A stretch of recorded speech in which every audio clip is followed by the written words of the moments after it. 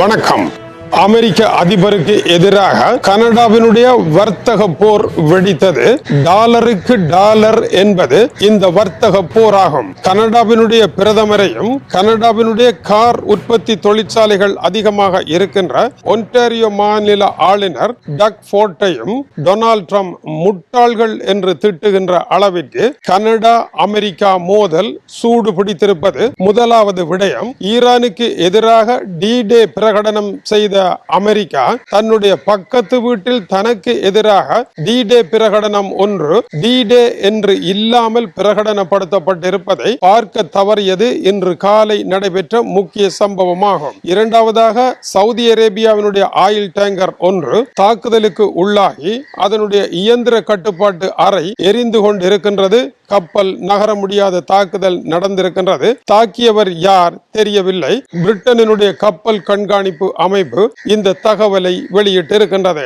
Saudi இளவரசரும் பிரான்சிய அதிபர் Emmanuel மேக்ராங்கும் சந்திப்பு. சவுதி அரேபியாவின் $7 பில்லியன் பிரான்சில் 3 பூங்காக்களை அமைப்பதற்கு சவுதி பிரான்ஸ் இணக்கம். சவுதி அரேபியா தன்னுடைய முதலீடுகளை சவுதிக்கு வெளியில் கொண்டு செல்லுகின்ற வரலாற்றின் ஒரு முக்கிய திருப்பு முனையாக இது அமைந்திருக்கின்றது.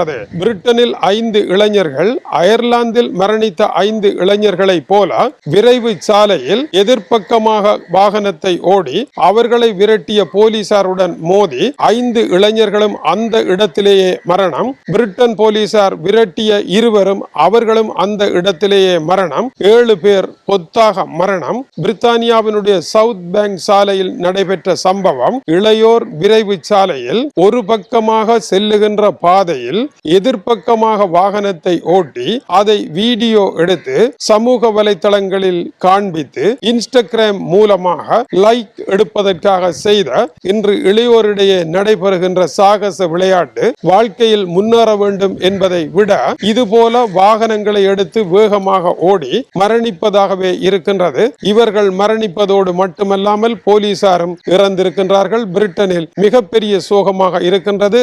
லைக் எடுப்பதற்காக வாழ்க்கையை இழந்து போகின்ற இளைய தலைமுறையின் சோக கதை அயர்லாந்தில் இருந்து பிரிட்டனுக்கு மாறி இருக்கின்றது. இந்த வகையில் நடைபெற்றிருக்கின்ற இந்த முக்கிய சம்பவங்களில் இன்று முதலாவதாக பார்க்கப்பட வேண்டியது கனடாவினுடைய ஒன்டாரியோ மாநிலத்தினுடைய ஆளுநர் டக் ஃபோர்ட் அறிவித்திருக்கின்ற ஒரு தகவல். அமெரிக்காவிற்கு எதிரான ஒரு வர்த்தக போரை கனடா முன்னெடுக்குமாக இருந்தால் அமெரிக்காவை எப்படி வீழ்த்தலாம் என்ற கருத்தை அவர் எச்சரிக்கையாக டொனால்ட் ட்ரம்பிற்கு விடுத்திருக்கின்றார். கனடாவினுடைய பொட்டாசியத்தை அனுப்புவதை நிறுத்த வேண்டும். கனடாவில் இருந்து அமெரிக்காவிற்கு மின்சாரம் செல்லுகின்றது மலிவு விலையில், அதை நிறுத்த வேண்டும். மேலும் பல கனிம வளங்கள் அமெரிக்காவிடம் இல்லாதது கனடாவில் இருந்து அமெரிக்கா செல்லுகின்றது. இவற்றை நிறுத்தினால் அமெரிக்க தொழிற்சாலைகளே ஸ்தம்பித நிலையை அடைந்துவிடும். இவை அனைத்தையும் நிறுத்துவதன் மூலம் இந்த பொருளாதார தடை, அதாவது கனடா மீது 50% இறக்குமதி வரியை விதித்த டொனால்ட் ட்ரம்பிற்கு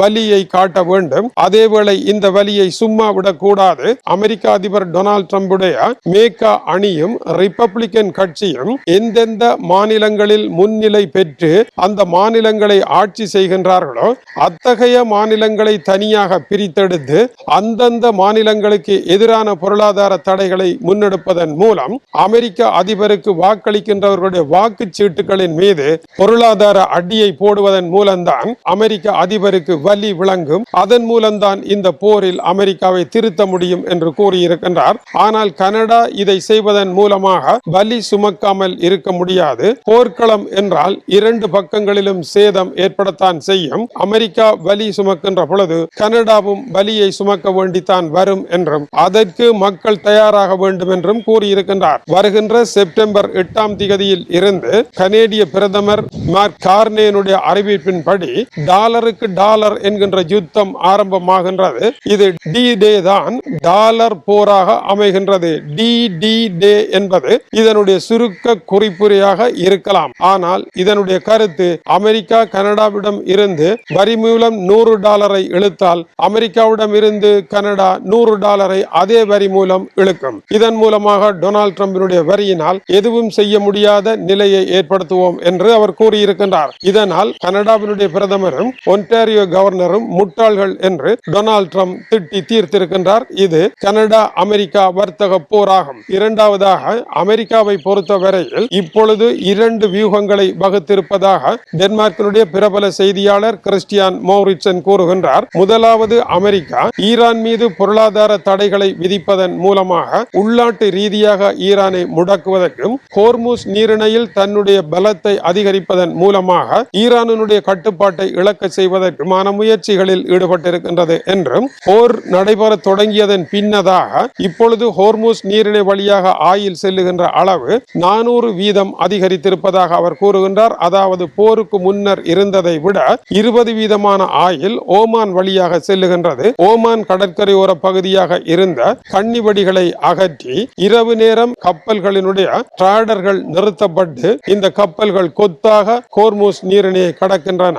1 கோடி பீப்பாய்கள் தினசரி வெளியேறுகின்றது. இது ஈரானுடைய ஆயில் தடை கட்டுப்பாடு தகர்ந்து செல்வதன் அடையாளம் என்று அவர் குறிப்பிடுகின்றார். இந்த இடத்தில் அமெரிக்காவினுடைய படைகள் அதிகரிப்பதனால் ஹோர்முஸ் நீரிணையினுடைய கட்டுப்பாடு ஈரானிடம் இருந்து மெல்ல மெல்ல குறைவடைவதாக அவர் தெரிவிக்கின்றார். ஈரானுடைய ராணுவம் கடந்த 4 வாரத்திற்கு முன் இருந்ததை விட இப்பொழுது தளர்வான நிலையில் தான் இருக்கின்றது என்றும் அவர் சுட்டிக்காட்டுகின்றார்.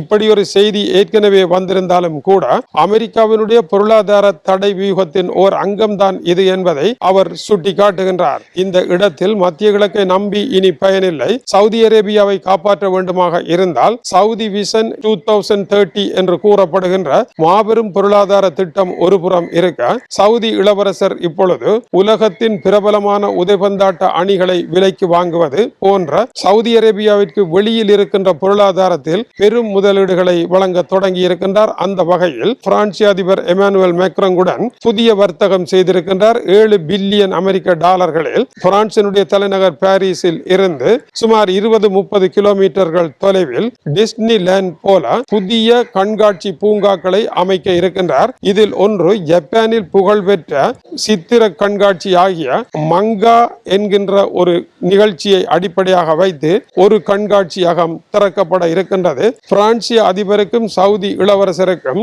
விளங்கிய சித்திரப்படம் இந்த ஜப்பானினுடைய சித்திரப்படம் ஆகிய மங்கா என்பதாகும். இருவருக்கும் மங்காத்தாவை விட வேறென்ன விளங்க போகின்றது என்ற கேள்வி ஒரு புறம் இருக்க, இந்த முதலீடானது சவுதி அரேபியாவினுடைய பரந்த பணிகளின் ஓர் அங்கமாக இருக்கின்றது.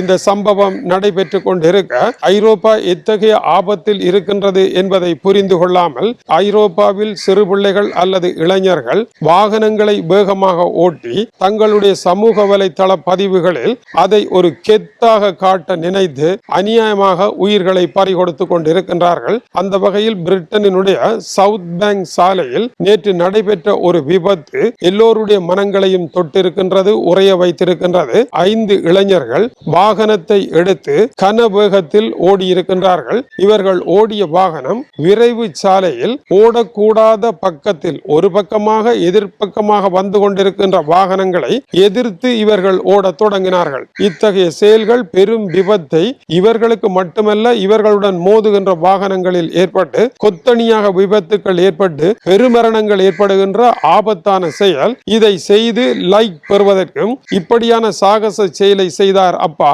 இவன் எவ்வளவு பெரிய கெத்தான ஆள் என்று இன்றைய ஜென்சி தலைமுறையினர் வாழ்த்துவார்கள் என்பதற்காக இந்த ஓட்டம் ஓடியவர்களை விரட்டி போலீசாரும் இவர்களுக்கு பின்னால் சென்று போலீசாரின் வாகனமும் இவர்களின் வாகனமும் மோதி இந்த கார்களில் இருந்த 7 பேரும் அந்த இடத்திலேயே வைத்தியசாலைக்கு கொண்டு செல்ல முடியாத நிலையிலேயே மரணமடைந்திருக்கின்றார்கள். இது இளையோரினுடைய இன்றைய சாகச செயலாக இருக்கின்றது. மரண விளையாட்டு என்பது சட்ட மீறலாக இருக்கின்றது. பயங்கரவாதிகள் போர் செய்கின்றார்கள், பயங்கரவாதிகள் உயிர் கொடுக்கின்றார்கள் என்றால் இவர்களை பயங்கரவாதிகள் என்று எதற்காக ஐரோப்பிய அரசுகள் பிரகடனம் படுத்தாமல் இருக்கின்றன என்ற கேள்வி இந்த மரணத்தை காட்டுகின்றது. இதே செயலை வேறொரு நாட்டவர் செய்தால் அது பயங்கரவாத தாக்குதலாக இருக்கின்ற பொழுது இது போன்ற செயல்களுக்கான வரையறை என்ன என்ற விவாதங்கள் எதிர்காலத்தில் எழுப்பப்பட வேண்டியது மிக முக்கியமானதாக இருக்கின்றது. வாகனங்களை வாங்கி அதிக வேகத்தில் சென்று மற்றவர்களுடைய உயிர்களுக்கு ஆபத்து விளைவிக்கின்ற பொழுது அதுவும் பயங்கரமான ஒரு செயலாகவே இருப்பதனால் பயங்கரவாதத்திற்கும் இதற்கும் என்ன வேறுபாடு? இரண்டும் இறுதியில் மரணத்தையே தருவதனால் இந்த வரையறை மாற்றப்பட வேண்டுமா என்ற சிந்தனையையும் இந்த கேள்விகள் எழுப்புகின்றன. ஏனென்றால் கடந்த சில தினங்களுக்கு முன்னதாக அயர்லாந்து நாட்டில் 5 இளையோர்கள் இதுபோல காரை வேகமாக ஓடி சென்று விபத்தை சந்தித்து 5 பேரும் அந்த இடத்திலேயே மரணித்தார்கள். இவர்களுடன் மோதிய மற்றவர்கள் 3 உயிராபத்தான நிலையில் வைத்தியசாலையில் கிடக்கின்றார்கள். இந்த ட்ரெண்ட் மாற வேண்டும் என்பதை சொல்ல யாரும் இல்லாத நிலையில் இளைய தலைமுறையினர் தவறான பாதையில் செல்கின்றார்கள் என்பது இவர்களுடைய தவறான ஓட்டமாக இருக்கின்றது. இதை நினைத்து ஐரோப்பிய பெற்றோர் கலங்கி நிற்கின்றார்கள். தொடர்ந்து இணைந்திருங்கள், மேலும் சூடான செய்திகள் வருகின்றன. சந்தோஷ் முகமது இம்தியாஸ் என்ற எனது யூடியூப் சேனலை சப்ஸ்கிரைப் செய்யுங்கள்.